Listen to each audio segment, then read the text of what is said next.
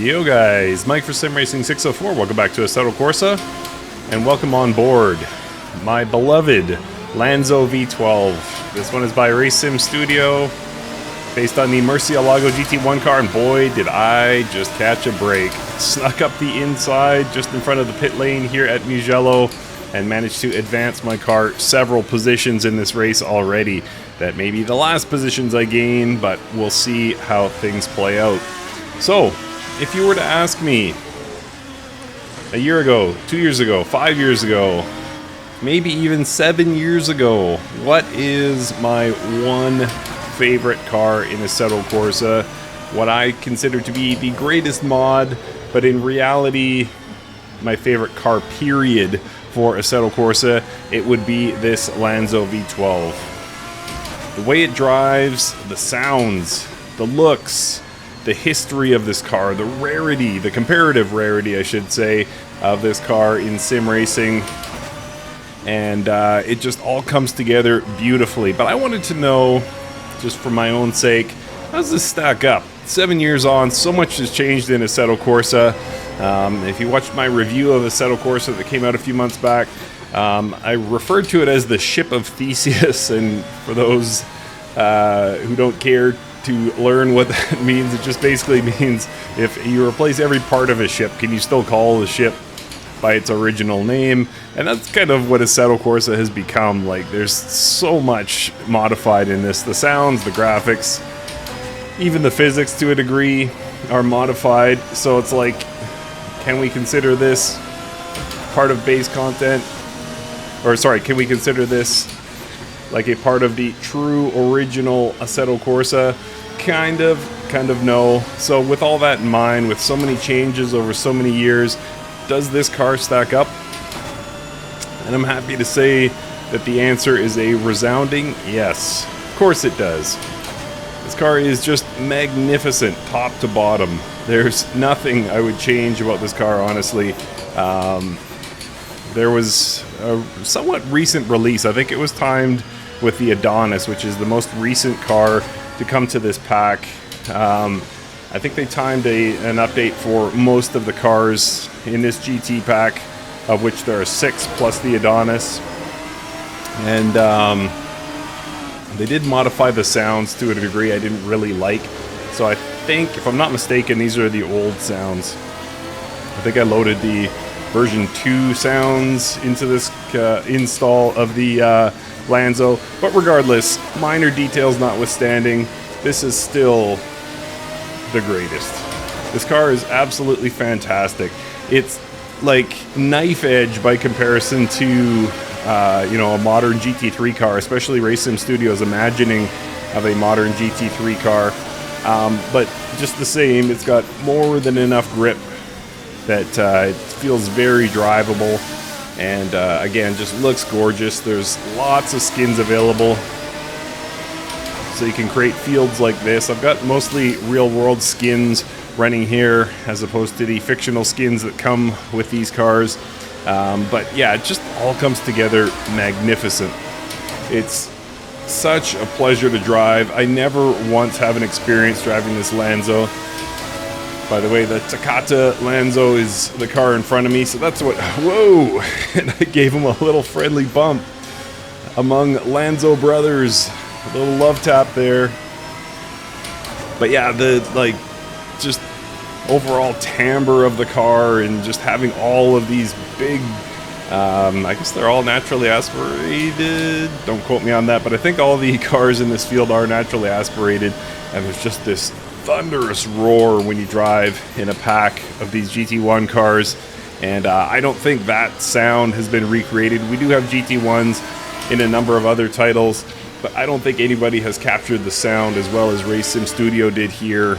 And if you're a fan of Assetto Corsa's driving style, and I think most people are at this point, I think we recognize that Kunos left us a good base, and the modders have kind of kept it up to date. And yeah, so if you're a fan of that, if you're a fan of how the cars drive in Assetto Corsa, you will not be disappointed by this car. It feels phenomenal. Again, comparatively stiff and knife edge to modern GT3 cars, but you can probably drive it. You can probably really, really enjoy yourself in this car. And having that haptic feel of the sequential shifter, I mean, what a bonus that is. And if I can catch up to that shadow, which, boy, did I just get lucky there with a move.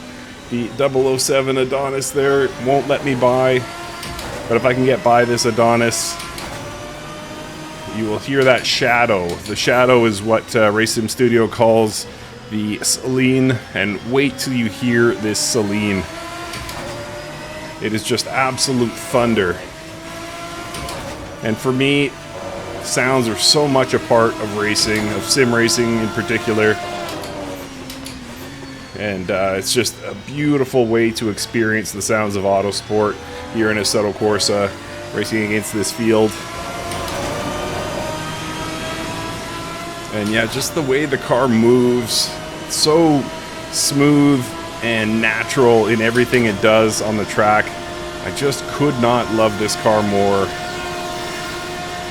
And 7 years on, to have something that has not completely become irrelevant and still enjoyed by so many, yeah, is just a real treat. Probably the best $5 I've spent in sim racing, I would say, when I bought this back in the day.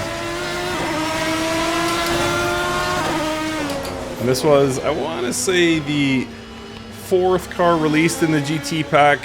I think we got 3 originally, and then I think they came back with the Lanzo. I could be wrong about that, don't quote me on that, but I believe this was supplemental to the original 3 GT cars we got from Race Sim Studio for Assetto Corsa back in the late 2010s.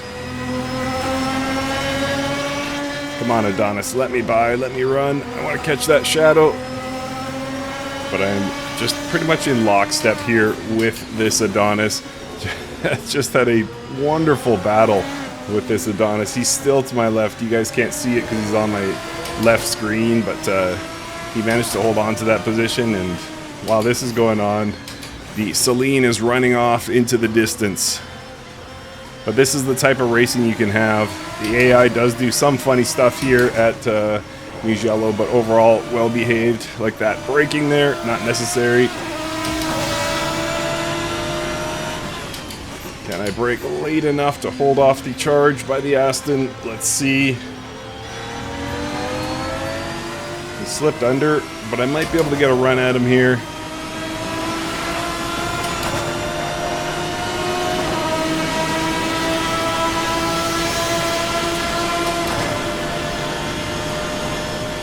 Can I outbrake him now? I'm going to try and control the inside of the corner here. There we are. Okay, so now I have some time to myself in this Aston, just past the halfway mark of this race. It's probably a 3rd gear corner, fighting the steering a little bit.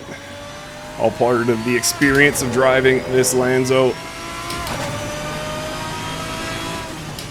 Lanzo, of course, their Lamborghini rebrand. And they have gone on to make 2 more Lanzos.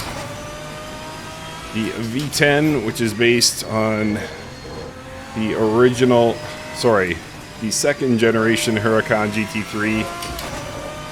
And then the Evo 2, which is based on the Evo 2 Huracan GT3.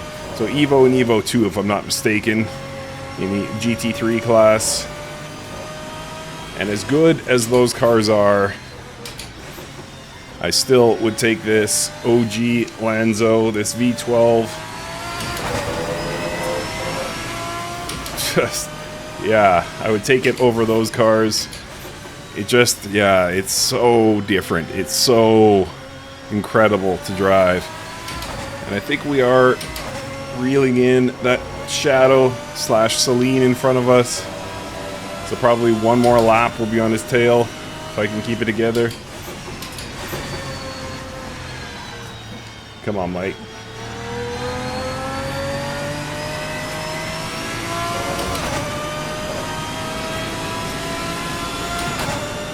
And just that feeling of power, man, just they did this so nicely.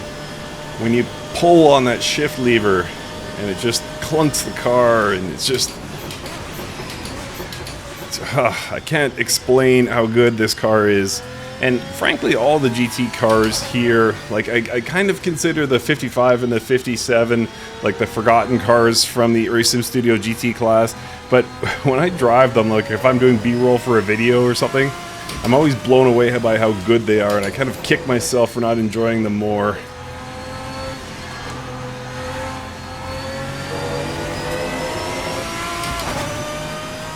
And then they got the Viper, of course, which just has this thunderous, dull roar of a V10.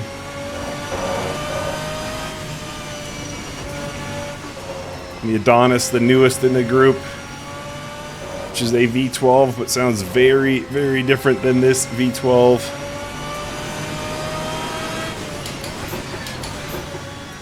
Alright, so we are getting ever closer to that shadow. We've had a good lap here.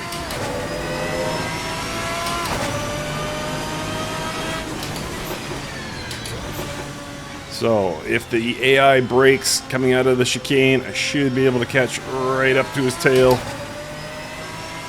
With about 2 laps to go.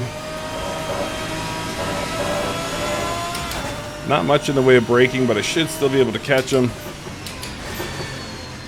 And again, wait till you hear the thunder of that shadow.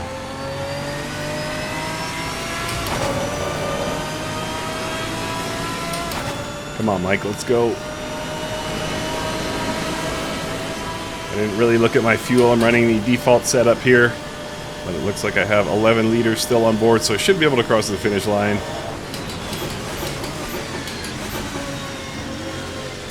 Whoa, no, you don't. Turn 1 at Mugello, always been my nemesis. Actually, turn 1 at Daytona is my nemesis, but Mugello has never treated me right either.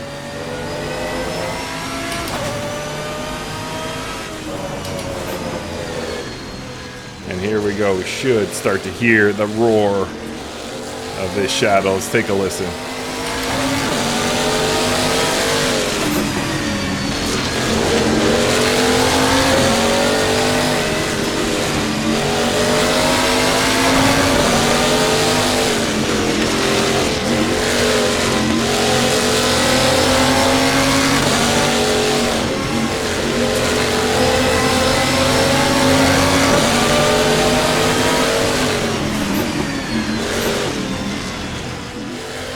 What a noise.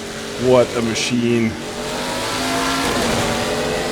Now, can I find a way up the inside line here? I'd like to catch that Ferrari on the final lap too. I'm clearly being held up.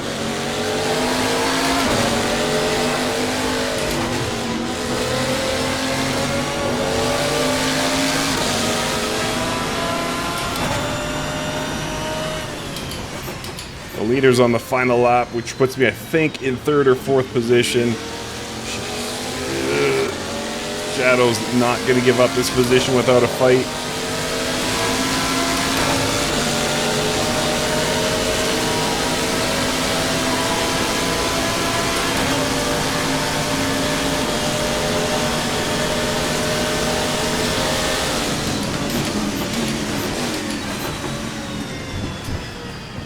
Oh, and I took a bump. Oh, he took me out there. I was understeering, but that Celine knocked into me and kind of carried me to the outside of the track. We recovered, but I think that's as close as I'm ever going to get to that Ferrari in front. But that's okay. Get a reprieve from the noise and the action to summarize my thoughts. And I think the world of this Lanzo V12. Is it still my favorite car in Assetto Corsa? Yes, I believe this is as good as it gets. There's a lot out there, but I think especially if you factor in time, right?